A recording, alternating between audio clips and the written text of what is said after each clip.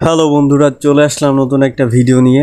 আমি আপনাদেরকে বলেছিলাম যে আমাদের বাড়ির পাশে যে কাশবনটা আছে সেটা ঘুরে দেখাবো। তো চলুন, আজকে আমি সেই কাশবনে যাব।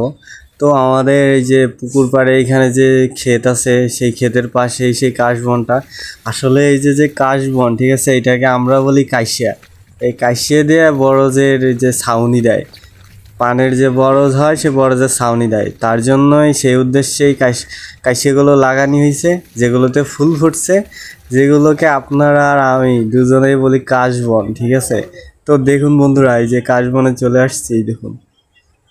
এখন এই যে শরৎকাল চলতেছে, এই সময় কিন্তু প্রচুর পরিমাণে ফুল ফোটে, কাশফুল।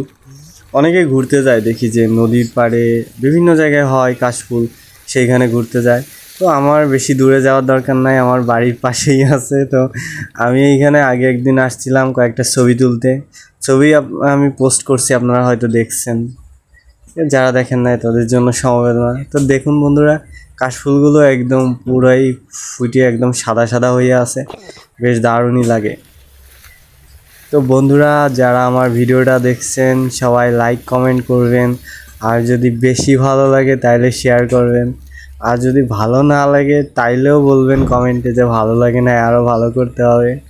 তো ধন্যবাদ বন্ধুরা, টাটা, বাই বাই, ভালো থাকবেন সবাই।